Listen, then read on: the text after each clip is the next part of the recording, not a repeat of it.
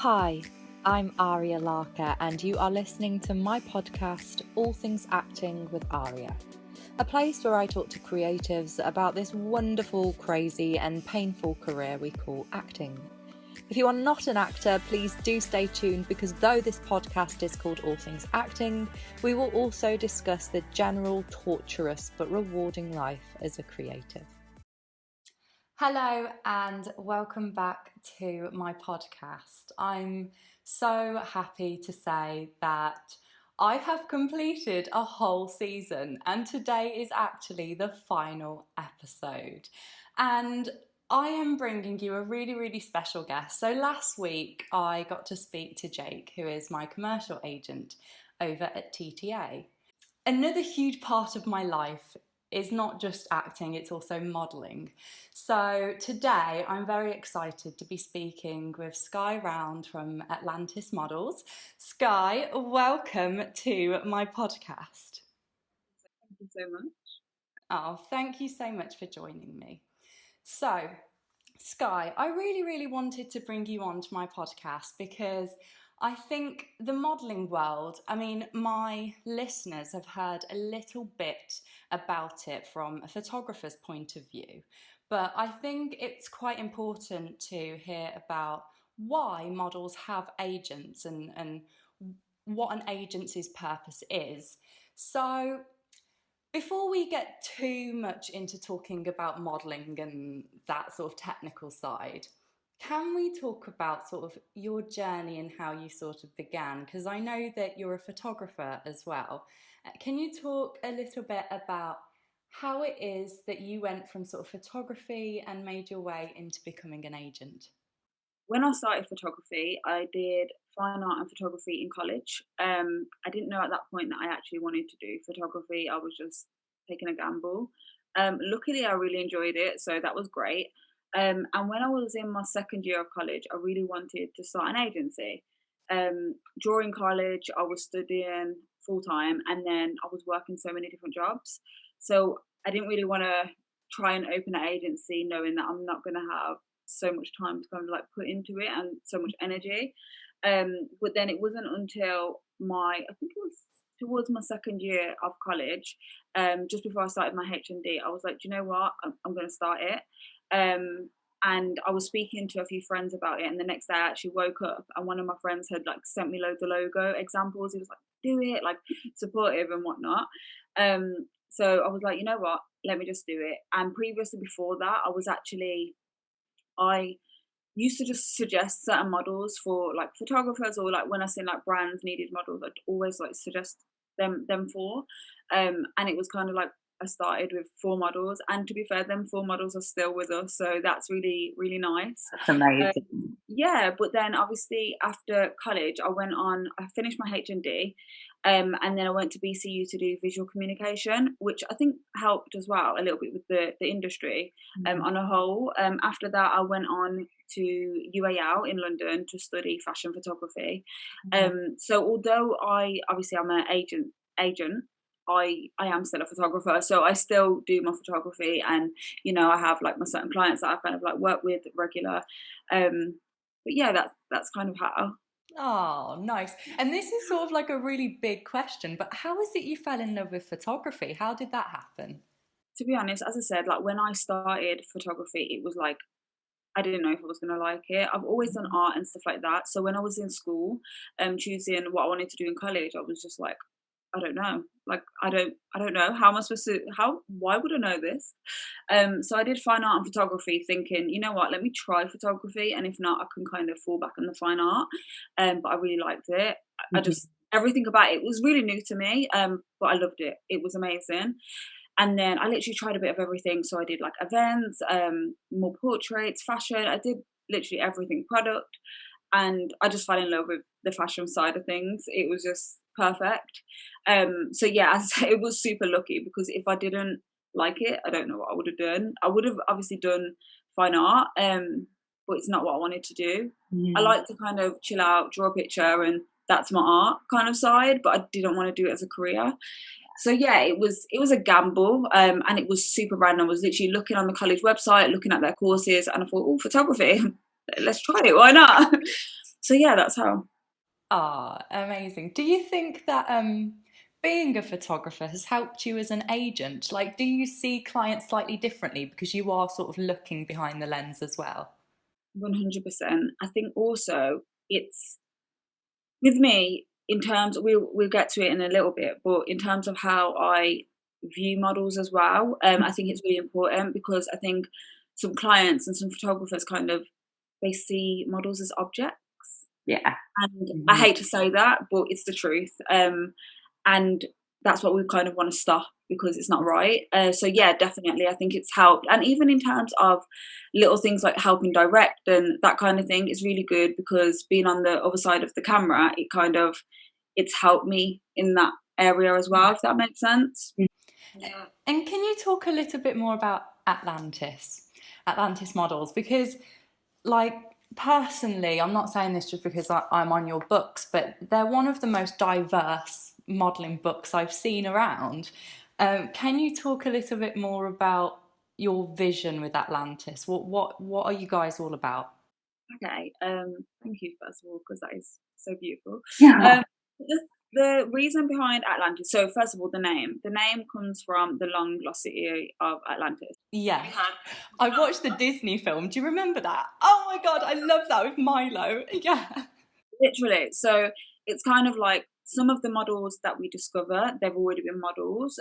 So they could have been modeling for years before they joined us. Others are completely new, but the kind of idea is they've always been here, but people just haven't noticed them as Nice. such. Obviously, as I said, some of our models they've been modeling for years, so they've been noticed. They're out there. But others, it's kind of like, okay, we've discovered them and look at them. These are amazing people, kind of thing. So that's kind of like the reason behind the name. And then in terms of what we want to represent, it's like as you said, diversity. That is so important to me, and I think it has become a buzzword, as you're probably aware. Mm. Like it Yeah. is such a buzzword in this industry. I hate it. I hate saying it, but it's the only word that you can really say so people get what you mean. Um, but it's really important to me that we have a variety of people.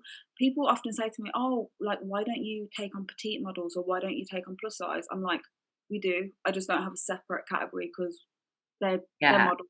They're Hmm. exactly the same. They don't need a separate category on our website. Do you know what I mean?" So for me, it's kind of trying to. I'm not going to say I'm going to go in and change a whole industry, but just making a little small impact that does help change. So we don't, as I said, we don't need to put models in a box. They are exactly the same. They're amazing people, and then also just so people can look at our models and see something in themselves. So it's like, oh, okay, somebody that they might be familiar to themselves or just something that reminds you of yourself because growing up when I looked on TV and whatnot, there Mhm. was not many people that represented me at all. There was like US singers and stuff like that, but in terms of commercials on TV and ads, I didn't see much at all. And I think it's really important for somebody to also not only just the model side, but Yeah. for somebody to be here on this side representing the models that can relate to other people. Mhm. Um, so yeah, like I'm really pushing for us to be diverse and genuinely diverse as well, not just token diverse. Um, so yeah, that's like another main thing. And then another thing is that so for example, if our models are kind of, they decide I don't really want to model no more, I will always try and have certain things in-house. So I don't know, like some of our models that one of our models, Tristan, can't speak. He's been with us from the very beginning. And he now does our walking workshops. So it's kind of like I will always try and Yeah. put on one first rather than looking elsewhere. And I think that's important as well because I think in the industry, a lot of places, a lot of clients, a lot of agencies do kind of chew models up and spit them out. Mhm. And I don't want to do that and I don't want to represent that. So yeah, does that kind of answer your question? I feel like I've just It gone off. does. No, I love that so much. And for me, especially, dare I say it, I'm 26 years old, and there's this big taboo that you're sort of done by the time you like pass your mid 20s. And, there are so many girls out there who think models should be stick thin and really, really tall. Um, For my listeners who maybe know nothing about the modelling world, from an agent's point of view, can you tell us what is a model? Why do we have them? Okay, so just first of all, what you just said about being super thin or being super tall. Um, Another thing that we're trying to do in the agency, so we have an annually fashion show. Because as you're probably aware, some models that are shorter or might not be a size 6 or a size 8 don't always get to walk. Yeah. So we have an in-house show where we invite PR, invite our clients, and we walk for designers, and then everyone kind of gets a taste of walking, and it's a way for us to kind of show some clients that look, these people might not be the typical runway models, but they're amazing at walking, like they can do it. And Yeah. also it's helped because some of the clients that are involved in our shows have used models that they wouldn't normally for their runway stuff. So it's kind of like, again, just slowly trying to get out of that. But to me, it's really, that's a hard question. Like, what is a model? Um, but I want to say at equal, just because I think so many people will say, "Oh, that person's a model. Your job must be so easy," or "Oh, you must love going to work," or little things like that. And yeah, you should love what you're doing. You should love going to work, because if you're doing what you love, you should totally love it. But it's still hard work. It can still be exhausting. If you're doing a show and you've got designers shouting at you and calling you this and whatever, it's not the easiest job. So I think we need to see models as an equal, just as you would pay respects to your photographer and your makeup artist and whatnot. You need to equalize them, because I think, again, a lot of people in the industry don't. So it is important that we do see them as an equal. Nice. And so we've spoken a little bit about like what models are. Can we talk now about the agency side? What is the purpose of an agency? And why do some models have agents and some don't? I think, first of all, a lot of models won't have agencies because they may have had bad experiences. And I think also there's this, I don't know what it is, but there's this like line within the community that's kind of like, an agency is against you. So they're out here for this, or they use and abuse kind of thing. And I think people aren't wrong. Like, that does happen a lot. But finding yourself a good agent is super important. So we're there to protect you, not as in like we're your bodyguard, but just to put certain things in place, to make sure things are safer and stuff like that. To also make sure, like, things like getting paid. So if you're just speaking over DMs and the clients agree to give you this much, and then you do the shoot and they don't pay you, you can't really do anything. You haven't got nothing in place. So that kind of stuff as well, putting things in place, to also help push you. So obviously we can put you forward to additional agencies, put you in placements in different countries, co-sign you and stuff like that.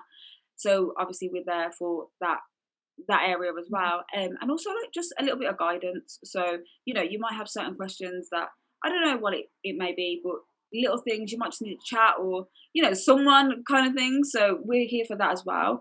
I think so many people do have this, I don't know what it is, but this anger towards agents. And I do get it, because some people have really experienced bad things, but we're not all like that. We're really not. And for me, it's important to kind of get that across, because I do see some things and I'm like, that's not us though. And I'm like, I'm gonna cry. It's sad, and I'm like, I just want to comment on everything to be like, well, we're not like that.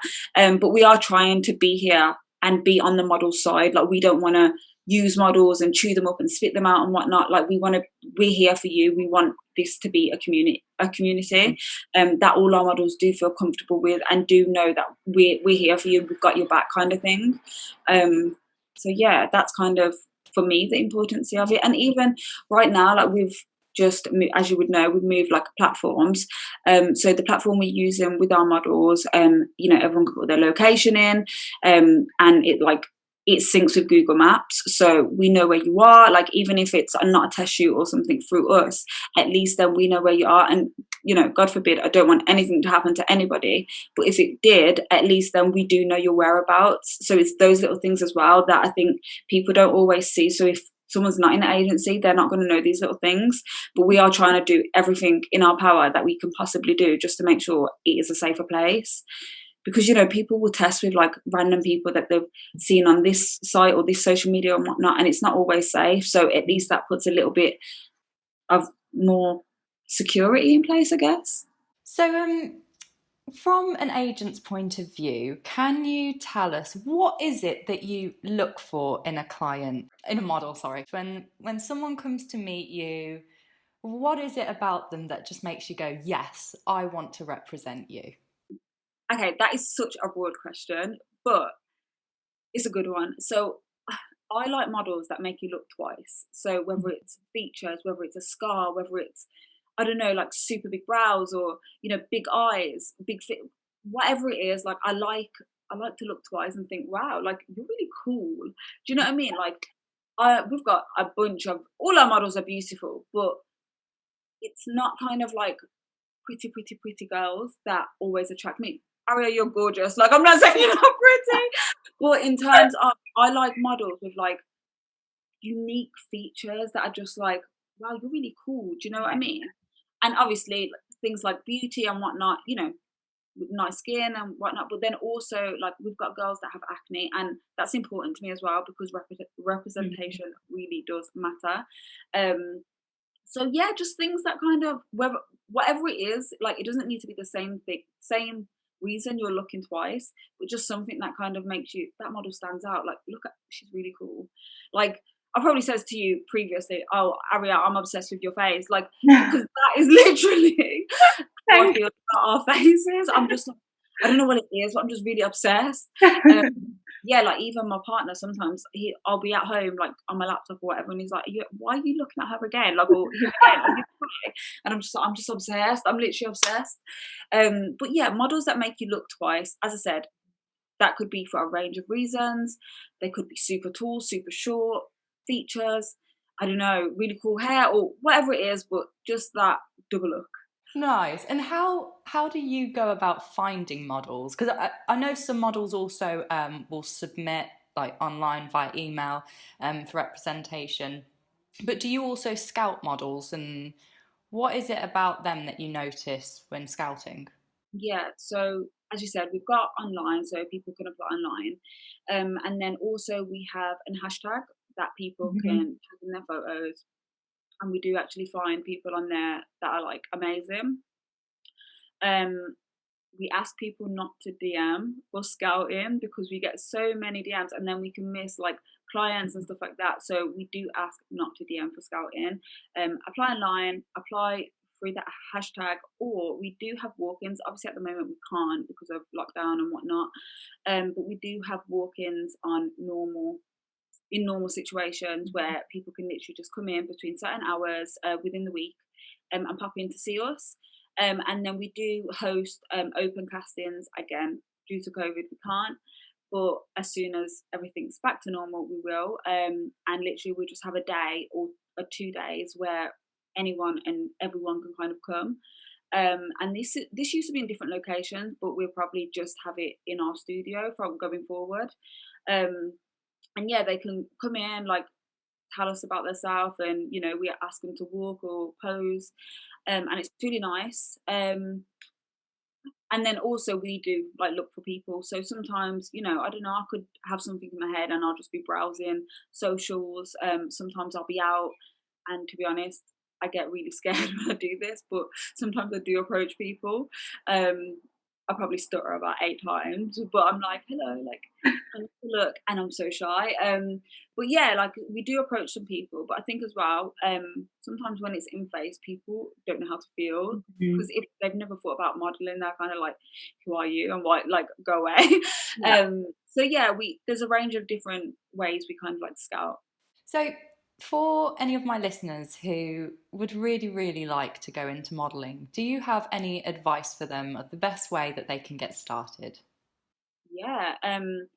First things first, never pay an agency to Mhm. join them. I think so many people that really want to be a model, they don't see red flags. Yeah. That might be so obvious to me and you, but yeah, don't ever pay a joining fee to an agency. try and test as much as you can. So create mood boards and test with photographers, maybe like students that are studying photography, they might be happy to test. But then also, don't feel like you can't pay for a photo shoot, because if you Mhm. see a really cool photographer that you really want to work with, they might not work for free. Like they might not be in a position that they can test. But if you think that's going to benefit your portfolio, speak to them about a portfolio building shoot. You're not going to build your portfolio in a day. So anybody that says you can pay me for a portfolio, that's a lie. You can't do that. It's impossible. But you can start. So, you could do like 2 hours with one person, another hour, and just get a range of different shoots in your portfolio and make sure that, they're strong and you keep building. Um, Apply to agencies. You don't need professional headshots for this. You can literally take them, natural lighting in your room, plain backdrop, no makeup, natural hair. So yeah, you can literally apply to agencies, build your portfolio, and try and network as well. Like speak to other models, ask them how they started, and just yeah, connect and network. Oh, thank you so much. And thank you so much for all of the advice that you've shared on the podcast today. So, before we wrap this up, um, we're currently still in coming out of lockdown.